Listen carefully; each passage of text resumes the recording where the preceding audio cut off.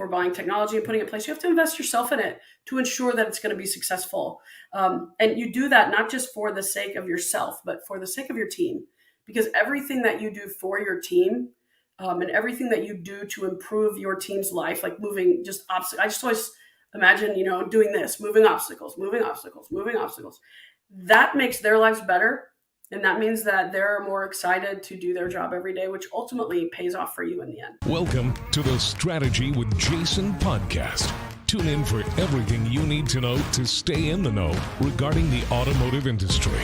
Here's your host, Jason Harris. Hey, what's going on? Podcast Nation, is Jason Harris here, and thank you for joining me another episode of Strategy with Jason. Today I have a very special guest, a very special friend of mine that I've been looking forward to talking to all week long. Me too. Ray, what's going on? How are you doing? All is good. I'm happy to be here. And I'm super excited just to get to spend time talking with you, Jason.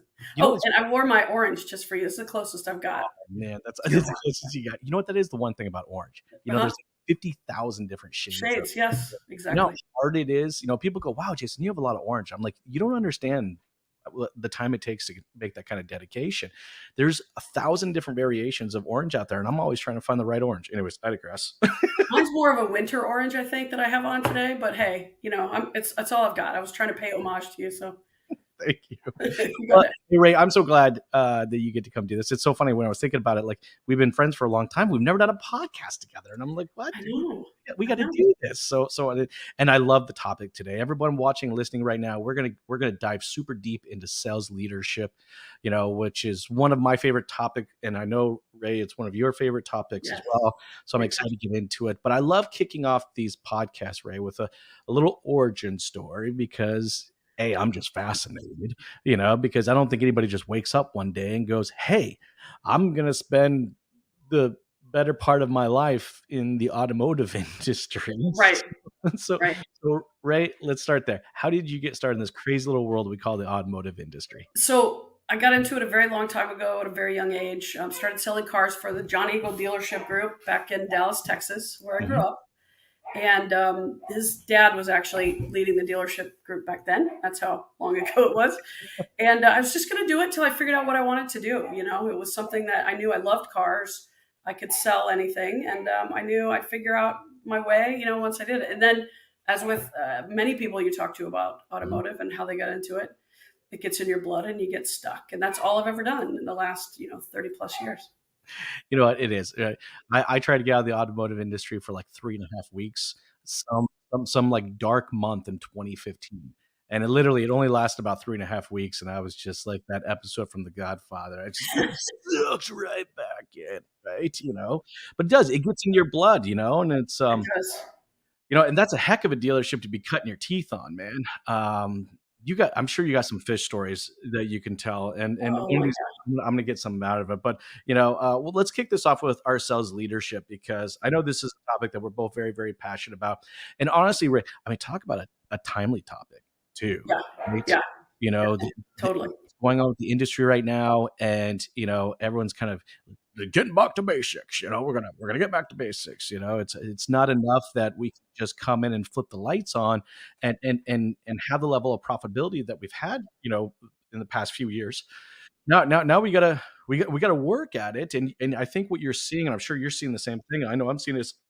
You're seeing those leaderships, those real operators, that cream kind of rise to the top scenario. Yeah.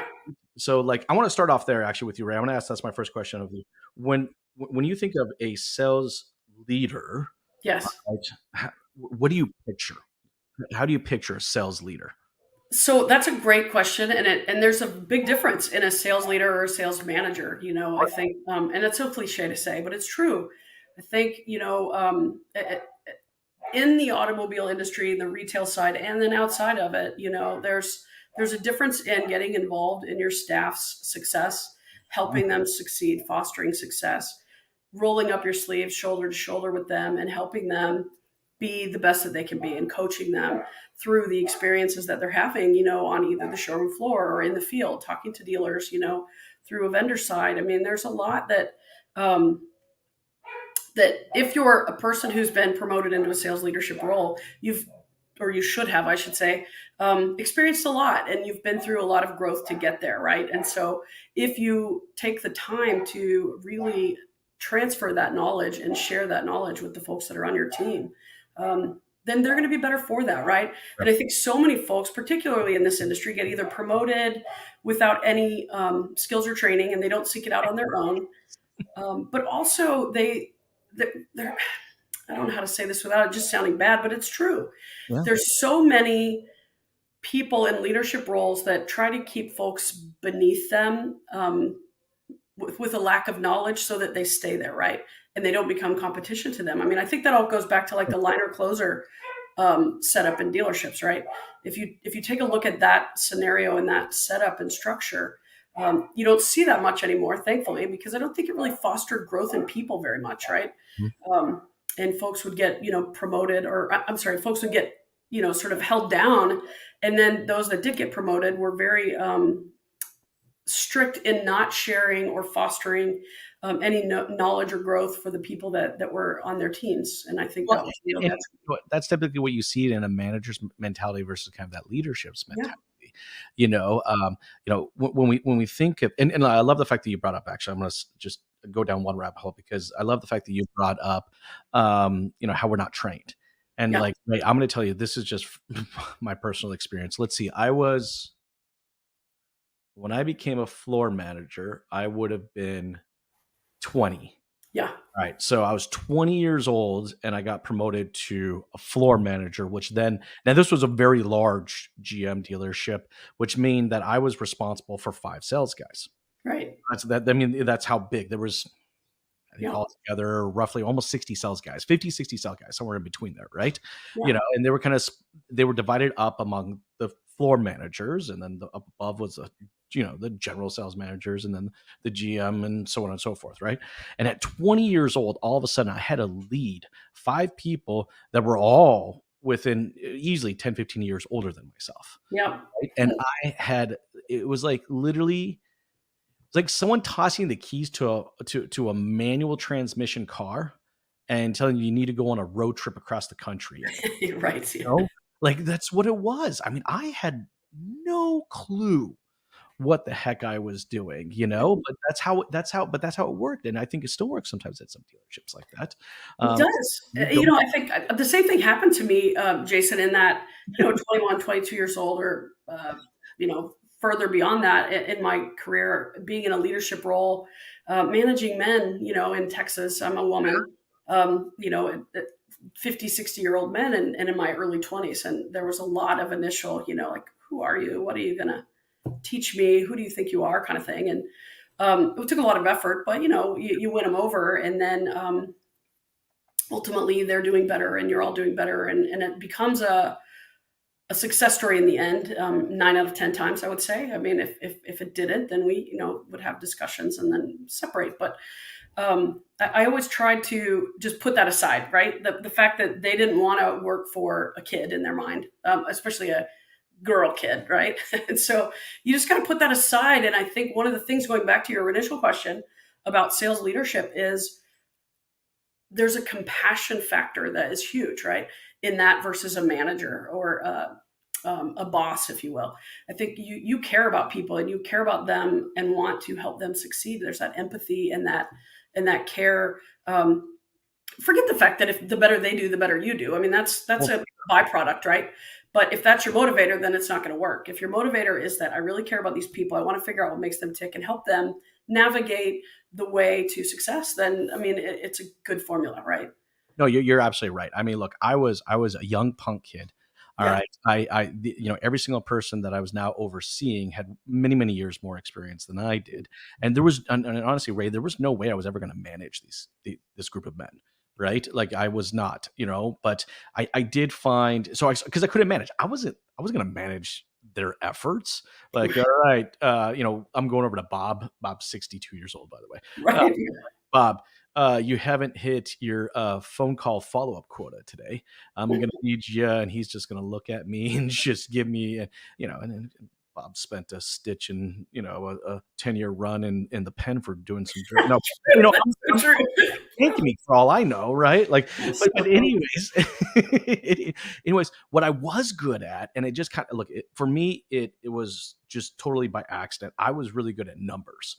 All right. So I was really good at calculating probability and kind of showing them based on what their current effort. I was a big baseball fan too.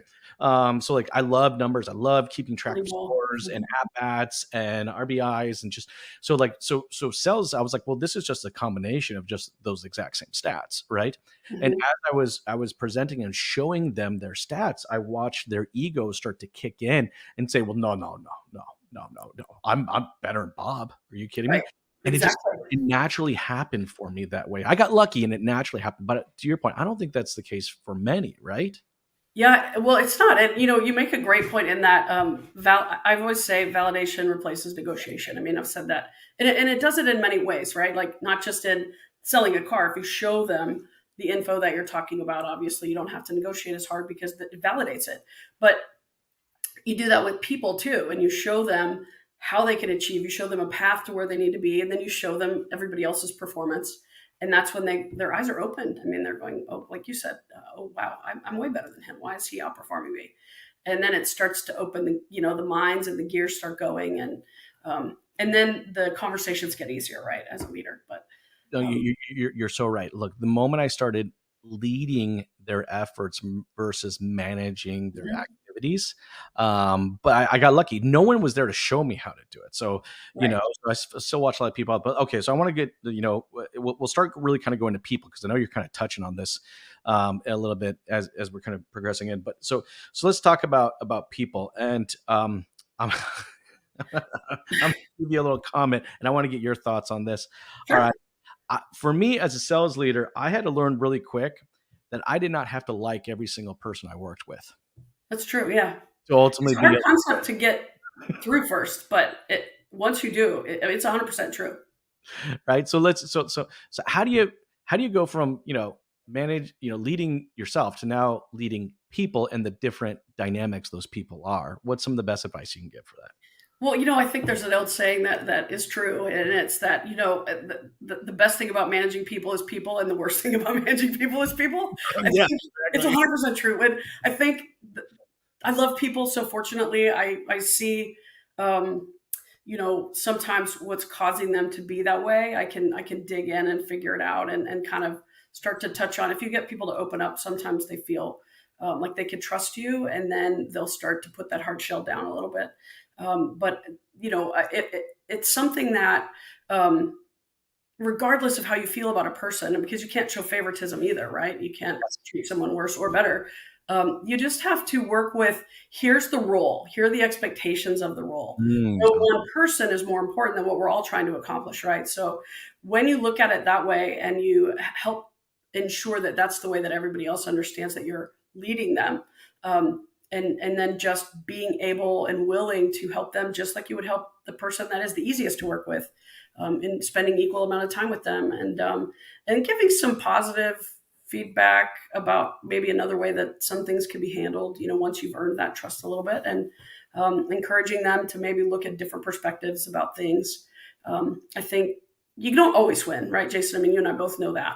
You can't always turn everyone, and if you've given it your best effort and it doesn't happen, then you've done all you can. But usually, if you keep at it and you go about it, with the right mindset, and I can't be defensive, then you can turn things around.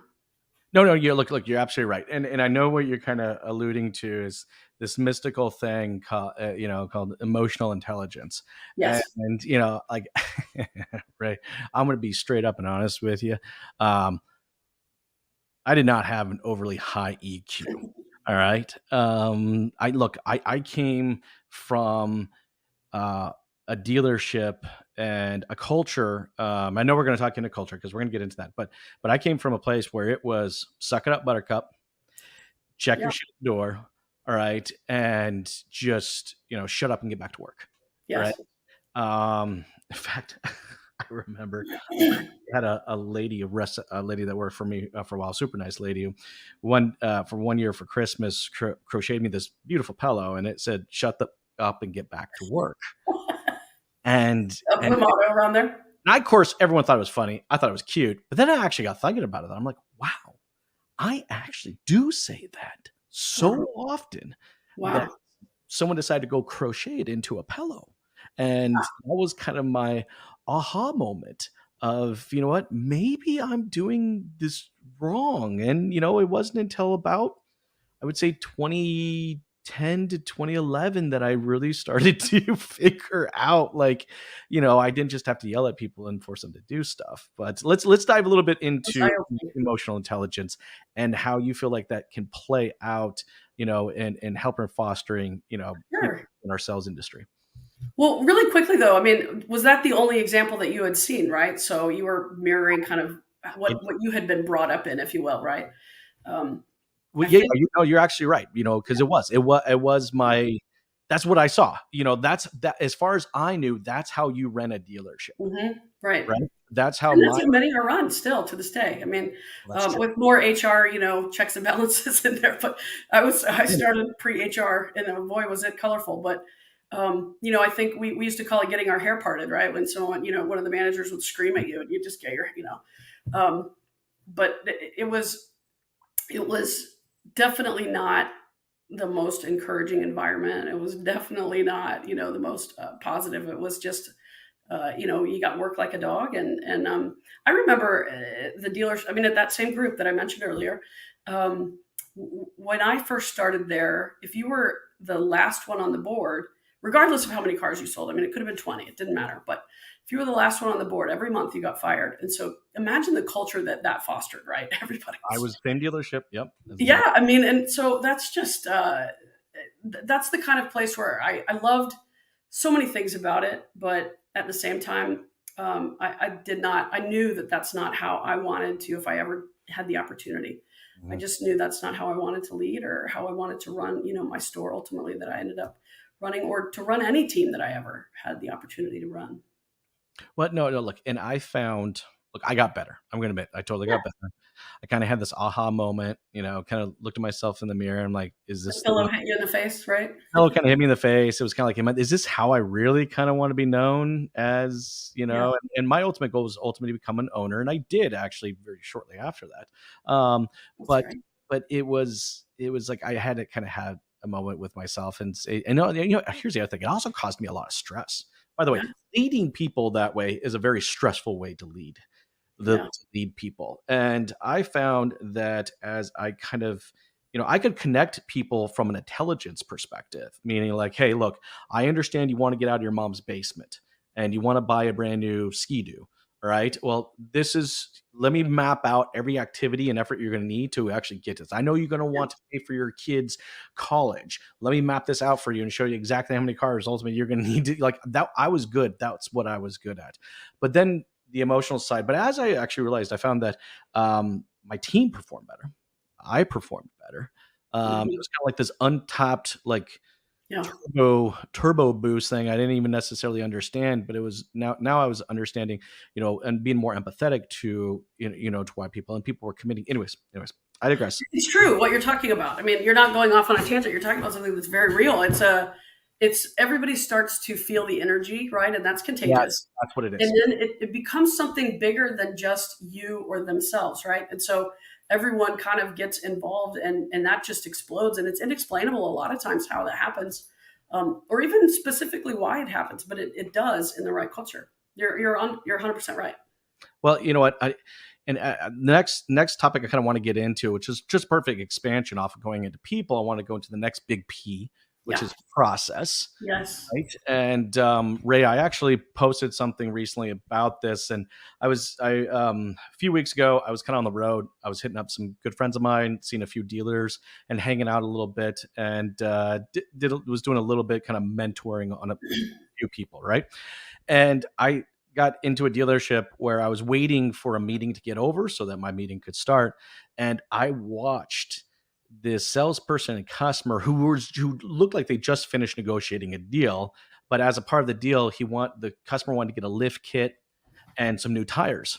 And there was no process for this. In fact, I mean, I just watching the parts department, the way that they treated the salesperson, the way they were treating the customer getting frustrated because they weren't listening to what he really wanted, and they were quoting the wrong thing, and going back, and the prices were all over the place. And the guy was, oh, whoops, I said the wrong thing. And it was just like, you could tell there was no process. I mean, this guy was ready to cancel this deal. Now, luckily, the salesperson was amazing, was able to kind of calm and situate it.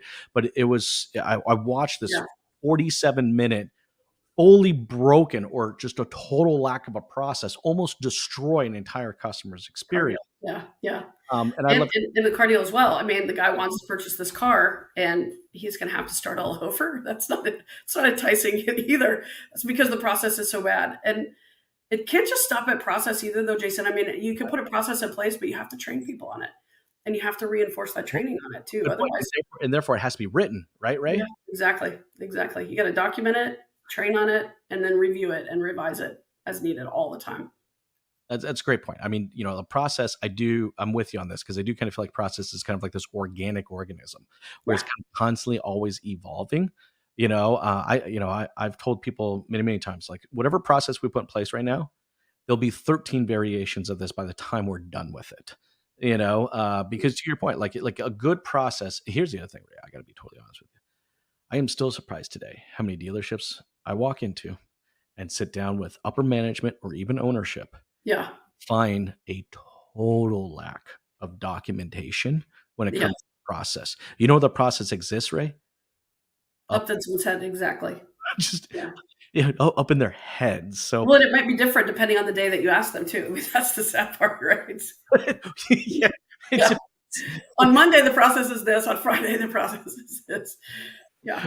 You've been in the same dealership. It's not scalable or functional or anything like that. Yes, I've worked with those same dealers. No, I'm just kidding. And I think there's so many moving parts in a dealership that I would never, and having been a GM myself, I would never be disparaging to a dealership. I think there's a lot of trust put in middle management a lot of times that this stuff will get done, and there's no checks and balances to ensure it gets done, because there's so many moving parts and there's so much going on in a dealership that it falls through the cracks. And that's, I think, where I put my focus, and it just didn't happen, because you have to be able, when something breaks down, you have to be able to say, okay, what was the process and where did it fail?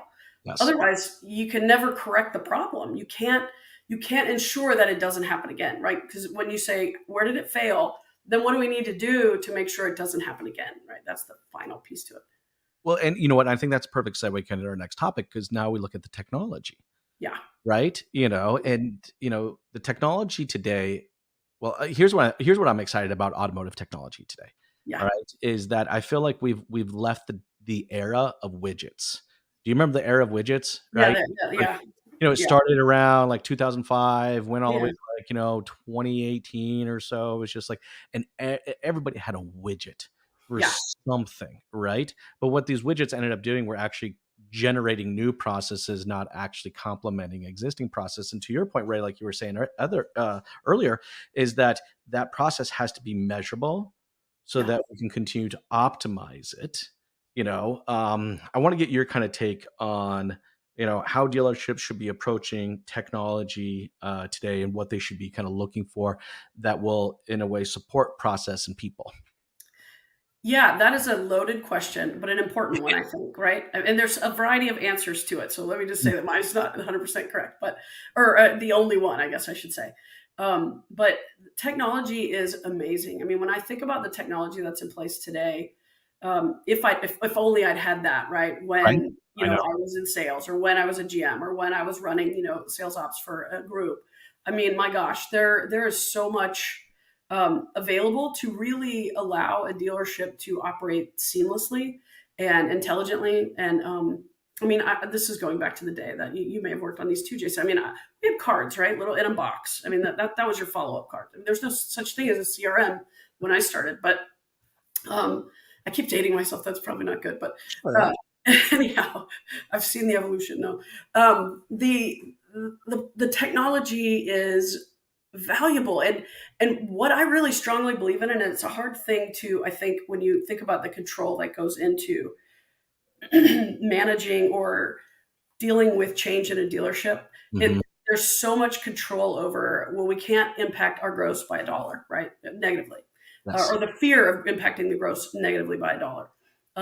That there's a paralysis, I think, in adopting some of this amazing automation Good that, point. do your homework, vet it, but really there's so much out there that can take these tasks away from what could be a sales manager in a dealership that really fosters growth and leads the team to achieve, next level success versus a manager that gets stuck at the desk because they have so many duties they have to do that technology could replace those duties and allow them to get out and do what they really should have been hired for, which is to lead that team, and be hands-on with them and coach them and, implement their wisdom with them and all of those things. But I think that there's a paralysis going on sometimes where we're looking at, oh, the times are tough. We've gone from record high profits down to some, challenging profits with all of the economic factors in this industry, which are, I mean, one thing about this industry from the time I started to, probably about,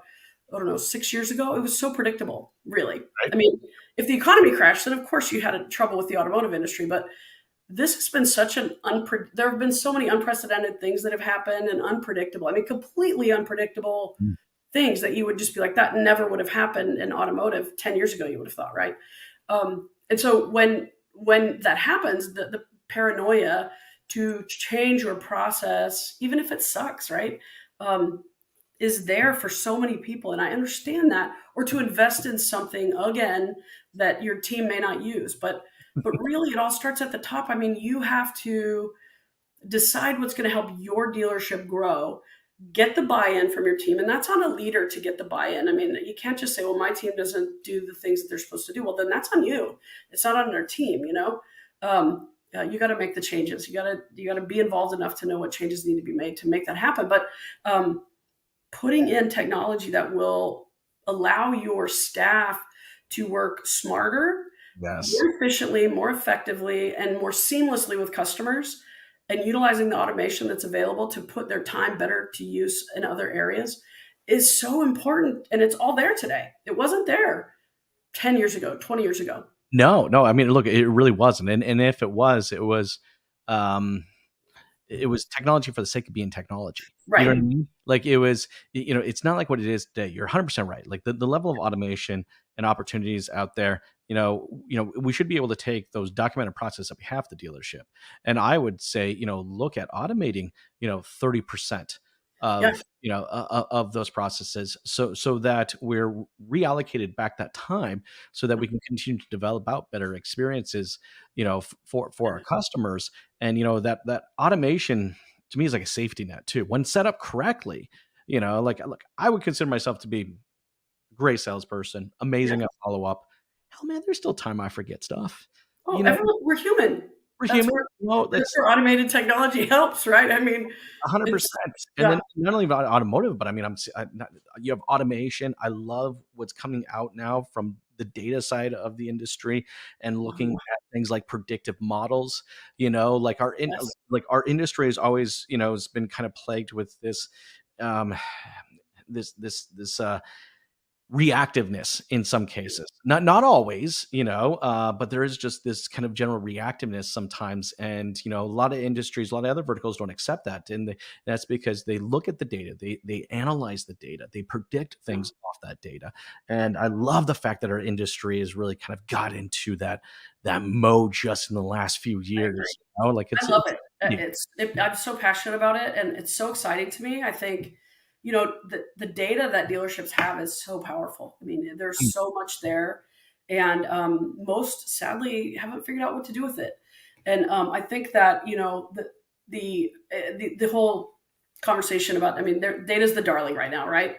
And I think it's exciting. I mean, I think there was a time, I don't know, I'm dating myself again. The Dadium days where that was a fraction of what you could do today, but it was still a concept that was so new and uh, you know unproven, but very exciting when you think about what you could do with those concepts, right? Of And course. taking your data. And it was funny to me. I mean, I remember thinking at an early age when the only time we kind of really worked smart, before there were even CRMs, was if there was a recall. Exactly. Or if there was, some kind of crazy incentive, it would be like, go through all of your records and find every customer that applies to this. And so my mind started thinking that way early on. And Mhm. so when I had the opportunity to be the leader or to have, more technology to help support getting those nuggets of information, it wasn't just, like you said, in a reactive manner. It was, how can we create our own success and our own future, and our own opportunities, not just wait for them to come to us, or spend the traditional marketing dollars to do that. Well, and look, I think that's what ultimately makes a good sales leader, right? I mean, if we kind of bring Yeah, back to where we kind of originally the umbrella topic that we had today, it was around sales leadership. We've kind of covered people about people in general and yeah, our EQ and our approach to people and how I need to get better, but still that's fine. We talked about the process and how important they are to be documented so that our team can be led, yeah, by those processes. Look, guys, when anybody out there watching this right now, like if a process exists in your head, I can guarantee you, if you're supposedly leading a group of individuals right now, every single one of them have a different variation than what's in your head right now. exactly, 100%. This And doesn't happen. you got to keep those processes simple too. I mean, I can't tell you how many times, most recently at Fuse, you'd walk into a dealership or you'd talk to a dealership and you'd say, tell me about your sales process.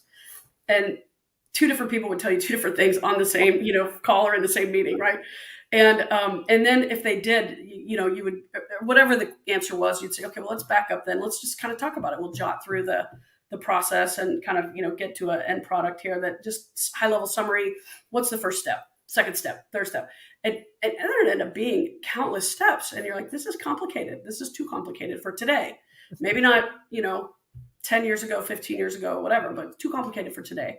And how do your people, like, where are the biggest failure points in these processes, right? Because that's where we know we need to do some adjusting and curving. And what can we cut out? What doesn't have to be there anymore? What can we let technology do in this process now? So that then there's more people to have eyeballs on how the process is working and connecting, right?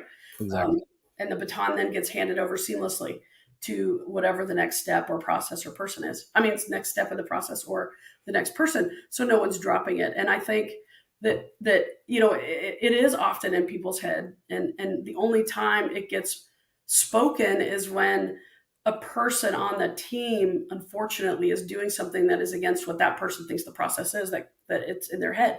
And Exactly. and that doesn't help anyone learn or grow. And they still don't know what's expected of them at the end of the day. They know what they're not supposed to do, but what is it that they're supposed to do to be considered successful?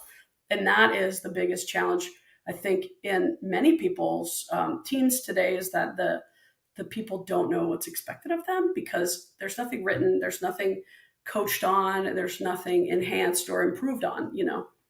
And look, and that kind of goes into our last topic for today perfectly well, because we're talking about the baton and how to hand it off.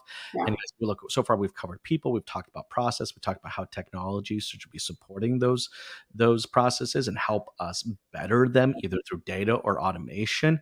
But look, when we kind of combine all three of these together, and you have that baton handing, the team, the coach, like you said, right? Mhm. This starts to create, either intentionally or unintentionally, this mystical thing we call in sales departments culture. Mhm. And I'd love to kind of get your thoughts on how we can be more intentional in developing culture, because I think culture happens regardless if we're there or not. Do you know what I mean? Yeah, it does. And you don't end up with a good culture by accident. So it's going to happen one way or the other. And so you might as well get involved and create and craft the culture that you want, right? So that everybody is feeling good, instead of, feeling, um, when you're not leading and not having a process, a culture gets created. It's just not a good one. Does For that sure. make sense? So, and it doesn't help lend to the success that you're trying to achieve. So I think, for me, again, early on, I knew that I knew that a positive work environment helps everyone, Hmm. um, you know, strive to be their best. Does that, so, you don't have to run around giving everybody kudos all day, every day, or anything like that, but you certainly need to reinforce good behavior. You need to immediately address what would be negative or bad behavior. Um, because if you don't, then the folks that are doing the good behavior get really upset, and over time that they're not happy because they're working hard to do the best and the other person's getting away with whatever. But to summarize it all, I think that you have to establish the kind of environment and culture that you want, and with that, then you have to put key things in place to not just model it, but enforce it and encourage it. No, Um, 100%. You have to give them a North Star, right. right? Like, That's a very look, good look, tip. Yes. look here. At the end of the day, we all know what we do. All right. There's a 30-foot sign outside our Yeah. building that says exactly what we do. Okay. Right. We sell metal and we service metal, but Yeah. why we do it the way we do it. Yeah. All right. And this is for any sales industry, any sales department out there. I don't care if you're a vendor or if you're a dealer listening to this, right? Yeah. Why you do it the way you do it is that North Star. And if it's not mapped out, to your point, Ray, everybody will find their own North Star. And, the North Star is not always a positive thing. The first dealership I worked at, the North Star was very, very clear. Make as much money as humanly Yeah. possible on every single person that came through the door. And we Yeah. were damn good at it. Jason, you were probably trained the same way I was. You befriend them, put your hand out. Hey, welcome to John Eagle Motors, and then you befriend them all the way through the process. Yes, yes, yes to everything. You get them in your office, and then you turn on them, peel them off the ceiling. And I was like, I don't want to do that. That's not like I have to look myself in the mirror every day, so I can't do that. But they're like, oh, young lady, you're going to do that. It was kind of funny, but obviously I didn't do that. I mean, I got yelled at a lot for doing it my own way, but they found out that worked. But it's going to be something, and it sounds like you and I started at maybe the same store. I don't know. But you know what? You're right. If we're not intentional about it, it will happen. So anybody out there watching and listening, this is what me and Ray are just saying. Okay, Yeah. is that to be a good leader, you got to be on top of your people, you got to be on top of your process, and you got to make sure that the technologies that you're investing in, and it is investment. Okay, Yeah. the technology you're investing is not adding processes to your people, but is complementing the processes either through automation and data. And look, if you're not intentional, watch out. Culture will just happen completely on its own. Both, Yeah. both you and Ray are saying the same thing here. We encourage you to go out, find your North Star. Hey, Ray, I know we're getting towards the tail end of our time, and I know we could easily just keep going here for at least Keep another. going forever. Yes. But before I let you go, though, for everybody out there watching and listening right now who's kind of enjoyed this conversation, maybe like to pick up this conversation with you and kind of continue to go with it. That would be fun. What's the best way to connect with you? Yes, I would say my phone or my email, either one. I don't know. Can I share those on Sure, this? absolutely. Yeah, we don't. So my phone is 503-888-2959. Pretty easy number there. And then my email is just rae.selvey, Selvey, @gmail.com. There we go. See, I love when people do that, by the way. They just got to throw it out there. Say, hey, give me a call. Yeah, I love that. I love talking automotive. It's something that I think, having done it as long as I have, and just, it's such an exciting industry. And I think we're all lucky to be in it, right? I mean, you can write your own ticket. You can, be a young kid that didn't end up going to college, or was trying to figure out what you were going to do until you went to college or saved enough money for it. And then you end up in this crazy industry where you make more money than all of your friends that, got doctorates or whatever. And I think that, it's a funny industry. And it's also can be very messy.